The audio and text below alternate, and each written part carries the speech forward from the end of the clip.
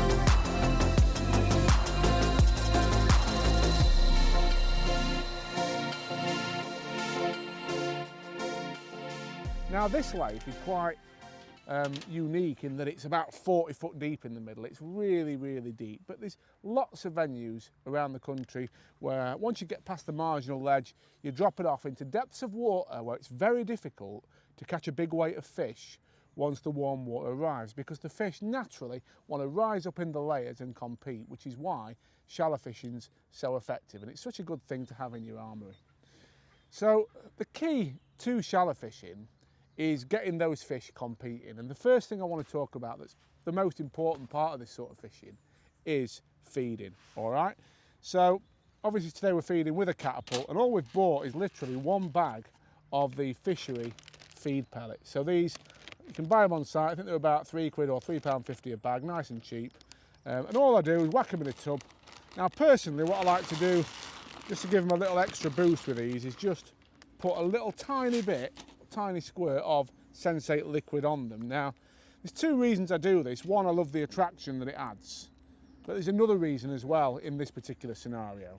You often find that dry feed pellets will float, or some portion of the feed pellets will float when you throw them in the water.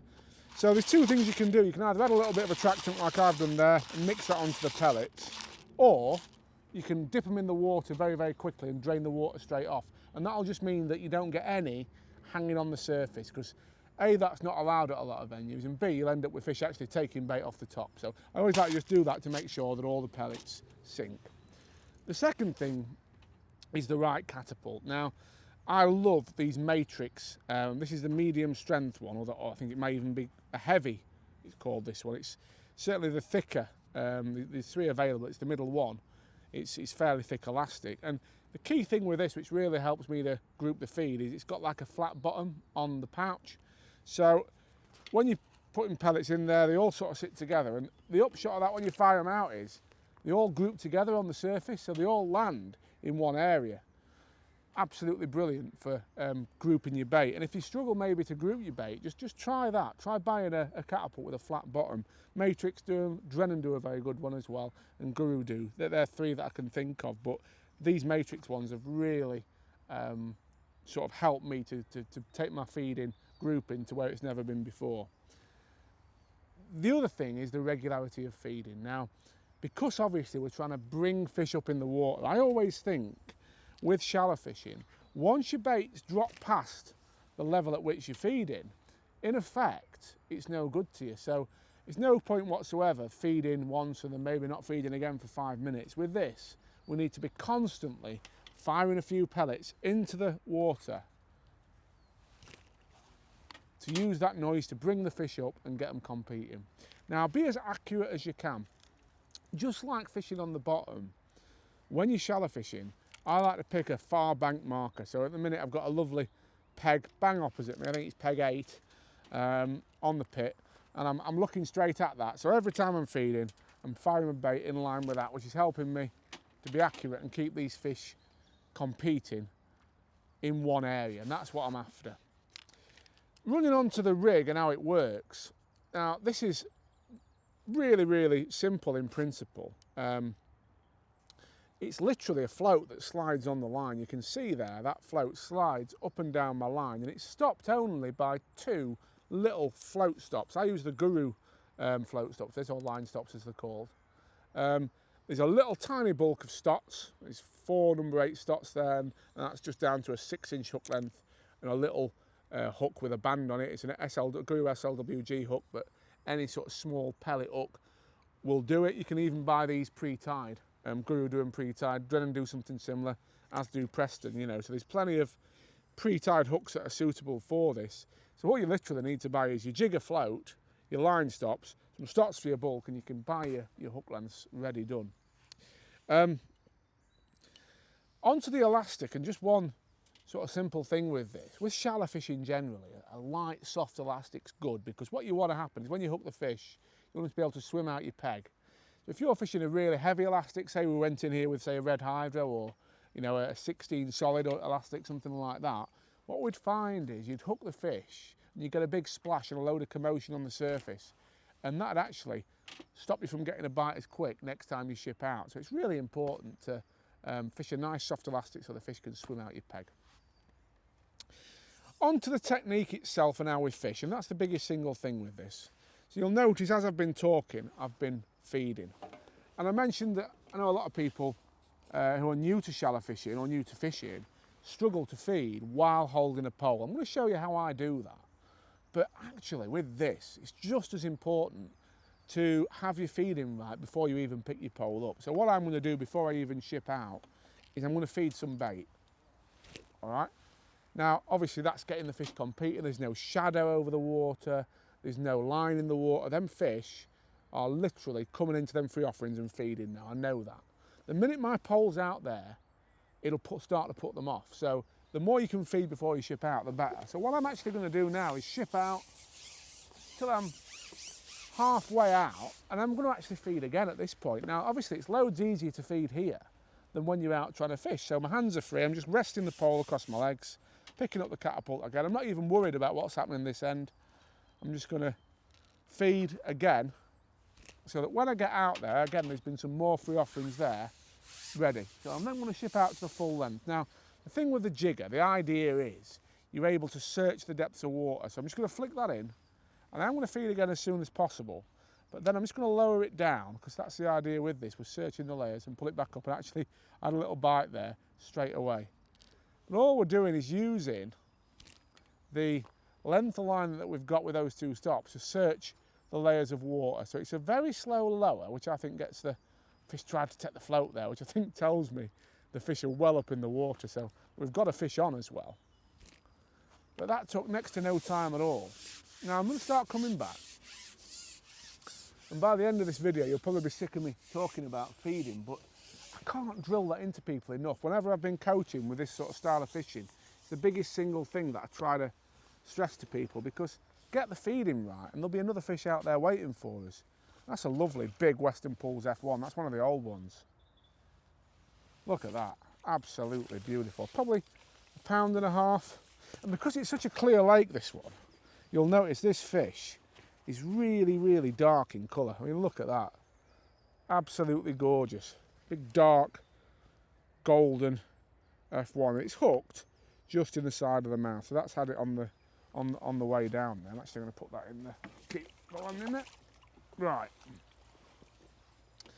So we've got that one in the net. We're ready for another band in the pellet, so we'll just do that. Now you can buy, there's lots of little banding tools available for all this sort of fishing. I don't tend to like to use them. I tend to just use my my fingers. So it's just a case of trapping the band between your forefinger and your thumb and using your nails to just pull that band over the pellet itself. And literally you can do it in seconds, as you can see there. And then we're going to put the pole back on, top it back on the pole, and again, I know I said you'd be sick of this, but I'm going to feed. Now as you get fluent with doing this, as you get sort of used to it in a match style situation, or you know, as you're doing this more regularly, it's become second nature and you do it all really, really fast. But we've fed there again, and I can see this fish swirling on the surface, taking them free offerings. So I don't think it's going to be too long at all before we get another bite. So same again though, we're not going to get greedy, we're going to get to here and we're going to feed again. Because I want them fish up and competing when I get to them. So another section out there, flicking it past. Now we can see them fish are really shallow, so the beauty of the jigger is you don't have to use that full length of line to really search. I'm just going to start searching now the top foot, so you'll see I'm only actually lowering that. There we are, another fish has taken that. It's only a small fish that time, it came off. What key methods do you need to master as we move into summer? We've been out on the bank over the last few weeks with some of our star anglers, putting together some masterclass videos looking at the key winning methods that get anglers into the big finals year after year. So mugging with Jordan Holloway. Went to the Special Lake at Larford, he caught some huge carp for the cameras and explained exactly how he did it. Kristian Jones is already in 2 of the biggest finals and we're not even at the end of April yet. He's done some brilliant videos lately. At Whitmore Fishery near Blackpool, we went up there for the day. We talked about slapping, we talked about the method feeder. Again, 2 absolutely key winning techniques. On top of that, we've got the usual live matches on there. There's one with Brad Lucas we shot recently, one with Kristian, one with myself. Lots more to come in that area as well. So if you're not on the Catch More Media Extra or Elite area of our YouTube channel yet, get over there, get signed up, become a member. It's well worth it.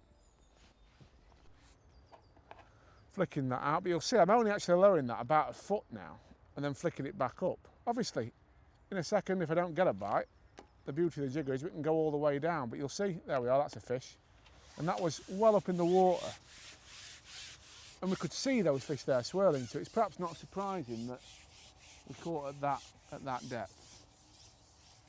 Okay, nice gentle ship back. Now interestingly, this fish is one of the little stockies that's in here. Only about 10 ounces this. Again, a lovely fish to catch. But what you often find with this sort of fishing is fish sit at different depths. So it might be that the smaller stockies are the ones that are causing all the commotion right up in the water. And that if we drop down underneath them, that's where them bigger old F1s, like the first one that we caught, are. So another pellet in the band.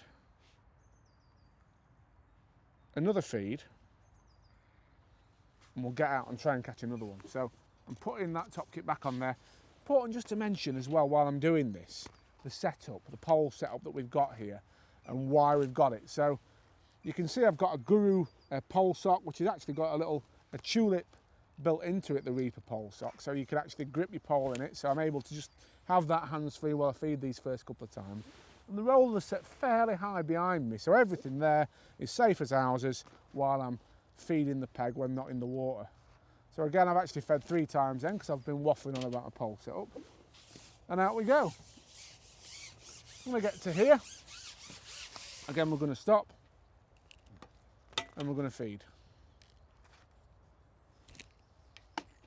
And I'm quite confident there's now one there waiting for me. Because that last one was quite a small one, let's see what's underneath. Let's lower the jigger all the way down this time. So I'm flicking that in and the line's running through that float and it's running all the way down to the top stop, which is probably about 3.5 foot. And there, straight away I've hooked one at the lowest point. Is it a bigger one? We'll have to just test the theory, won't we? I don't think it is actually. I think it's another little stocky one, that one. Still a bite very, very quick. And the reason we got that bite so quick, I don't know actually. It's still probably a pound fish that, or 14 ounce at least. Not to be sniffed at. Not as big as the first one, but maybe there is something in the fact that by lowering all the way down, we're catching a slightly better stamp fish. The only reason, by the way, we're getting bites this quick is because we're feeding so well before we go out. And again, if there's one thing that I want you to take away from this film, it is the importance of doing that. I remember Kristian Jones, I was out filming with him last year, and we were talking about this, and he's really, really strict with himself. He says no matter how quick he's catching, he disciplines himself to feed before he gets back in every single time. So important. So feeding once, we'll feed twice now. We'll go in. You can see fish there swirling, and you really want to get to them, but we're not going to. We're going to stop, and we're going to feed again. So, what I do just want to touch on before we, wow, that one was actually short of the feed. Right, here we go, we're in. So flicking the rig in, and again, we're just using that one, took it right under the surface, and that's a bigger fish. That could even be a carp, the way that responded. It's either a big F1 or a carp. But again, we'd fed twice. Oh, it's come off. We'd fed twice, we'd primed the area. There was no wonder that one was there waiting for us. So flicking that in again. And when you do have that happen, when you sort of spook one or lose one, then it's normally worth going deeper, because you tend to find that the more confident the fish are, the shallower they come. And you can see now, because we've lost that fish, there's not a lot showing on the surface anymore. So I'm going to say them fish have dropped down a little bit lower. There's a little indication there on the float. You can often read movements above the hook. I saw a little liner there. So that's, I don't know if you can see what I've done, but I've actually started jigging a little bit higher up, because it makes me think the fish are higher up. And if this was a match situation today, what I'd be doing is probably having 2 or 3 different jigger rigs set up at different depths. Because at the minute we're really sort of working the full top 3 foot of the water, but if you want to get into this more, you can, there we are, that one's on. You can actually do it so that you've got 3 different jiggers set up at different depths, and you're only working smaller amounts of water, so you're able to catch quicker. That's quite technical stuff, that's if you want to really get into, you know, your match fishing. For just pleasure fishing, 1 rig set, what's this in total, 4 foot deep, is absolutely perfect, because you can search those upper layers, and by holding your pole in different positions, you know, you're able to differentiate the depth at which you want to catch.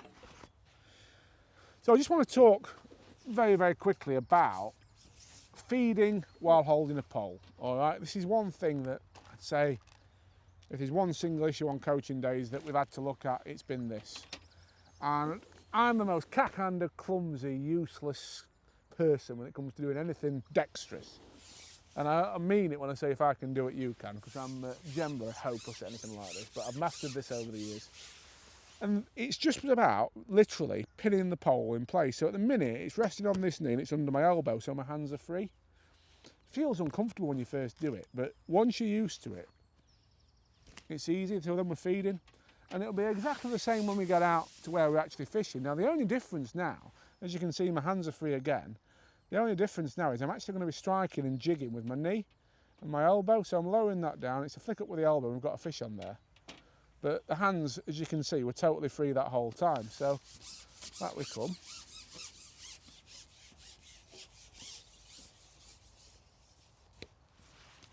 And we'll try now and just catch a little bit quicker and show you this, hopefully a little bit more polished action. So that's another nice little F1. So the landing net sits there out the way, that's pinned in place.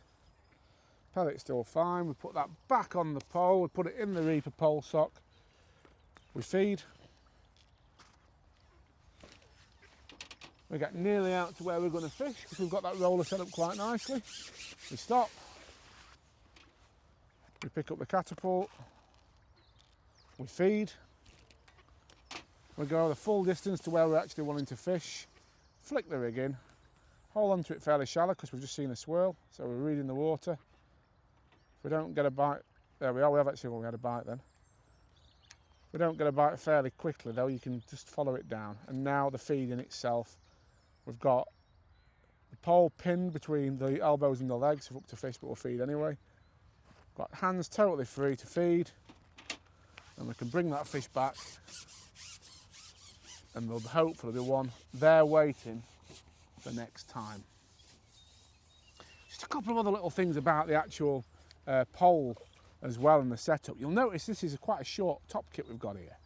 It's a Daiwa short kit. Now this is a 2-piece one. You can make these yourself by buying a Daiwa short 3. It's called a HS3, I believe, section. this bottom part, and a match number 2 section. There's a separate video on this channel about how you can do that if you're interested. With a roller puller kit, which is really important. And the other thing that's making us have optimum effectiveness here is this, which is the short number 4, and that really stiffens the whole action of the pole up. So maybe you've got a cheaper pole, but if you want to really optimise it for this kind of fishing without breaking the bank, try a short kit and a short 4. It really does help stiffen everything up. And when you're shallow fishing or jigger fishing, it's absolutely perfect. So the third one, we're going to get out nearly to where we're fishing. We're going to pin that pole between our elbows and our legs, feed again, and then the jig. Now, we've not had much time, because the fishing's been that good, we've not had that much time to actually talk about the technique of jigging, but I think it's quite self-explanatory. It's a lower down slow and then a fast strike up. Lower down slow, fast strike up. Lower down slow, fast strike up, and you've got one.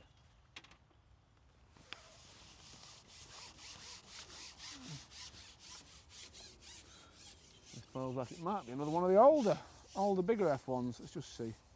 Or a very angry stocky, one of the two. Then the puller kit just makes it nice and quick to land fish, because you've not got elastic everywhere. It's a bigger stocky actually, that is. Still probably a pound plus. So I think what we'll do is we'll catch one more and then we'll sign off. But before we do, I just want to tell you something I'd do now. If this was a match, what I'd be doing now is trying to catch as fast as I can. And that means instead of working this whole length of line here, this whole depth that we've got here, I'd be thinking, well, these fish are obviously up now. Let's move this stop down. So let's move that. So we're only actually working the top 2.5 foot of water there, and that'll mean we'll catch quicker. As I said, multiple top kits, you can actually have jiggers set at different depths with shorter lines on the ones that are shallower, which means you'll often hit more bites, but that is getting more into the technical side of it. So feeding. Feed again. Out we go. Stop just before you get to where you're going. Feed again. And believe me, it does get very tempting, especially when you're bagging. All you want to do is get out there and catch one. But by just being that bit more self-disciplined, you will definitely find you catch more fish, because you're not spooking the fish, you're getting them competing really confidently before you even get to them. Again, lowering it down. Now I might even have moved that stop a little bit too far up in hindsight. We have got one eventually, but I'm just wondering whether another sort of 4 inches off that would mean a faster bite. So that's what we'll do. And this really is the last one that we're going to catch now, I promise. There we are. Oh, one other thing. Keep thinking of things to say. Look at this net, these landing nets, hair nets. When you're fishing with bands or quick stops, a hair net's really important. If you fish like a more traditional style landing net with big holes in it, what you'll find is your band goes in between sometimes the mesh and it breaks off. So I always like a nice sort of hair mesh net just to keep everything nice and safe. So there we are, another band on. We're putting the short 4 in there, we're feeding again. This is really the last one, I promise. Rob's got cramp, the cameraman's got cramp, he's looking at me, so we've got to make this the last one. I want to catch you a big browning before we end. Here we go. Out we go. That's, as I said, the key takeaway with this. Don't be intimidated just because, you know, it's shallow fishing and people often think it's long pole work, this is quite difficult. Get that feeding right and you can take your time, there's no rush, you can feed before you go out, you can stop before you get to it, feed. And then in an ideal world you will have to feed, or you should be able to feed when you're out there, but if you can't, don't worry, just ship back a section or two so you're comfortable, feed, and then ship back out into your feed. That'll work just as well for you. Obviously not quite as quick as being able to loose feed as we are now while holding the pole, but it does work, you know, it does work, it's fine. So to feed while you're holding the pole, it's just pinning the pole between the elbow and the leg, pouch in your right hand if you're right-handed like me. The frame, we actually let go of the frame and we only pick that up when we're ready to fire the bait out. There we are.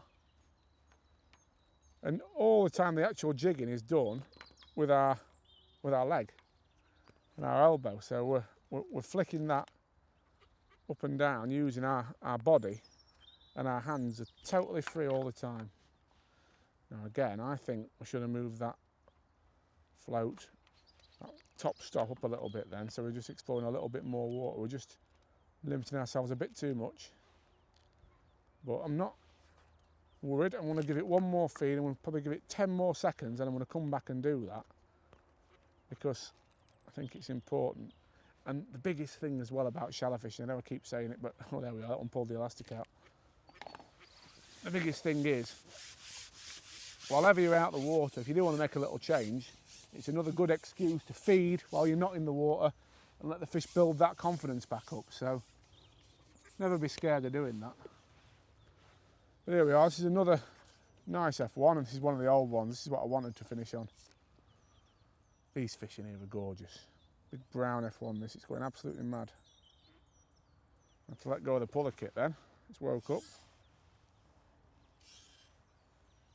Here we go. Look at him, absolutely gorgeous. So I hope you've enjoyed that, folks. I'm hoping I've made jigger fishing sound as simple as it can be. It's a lovely way of catching fish. As you can see, if you've got limited top kits, it's ideal because you can just use one and really search those depths of water by using those line stops. Lovely big F1s like that. And Weston Pools, and the clay pit in particular, it's a lovely place to do it. So for more information on the fishery, just head over to westonpoolsvillage.co.uk, I believe the website is, or Google Weston Pools. As I said, lots of great fishing like this to be had, but anywhere with a lot of F1s, it really is a method that's best for F1s this. Anywhere with a lot of F1s, jigger fishing's great. I hope that's been useful.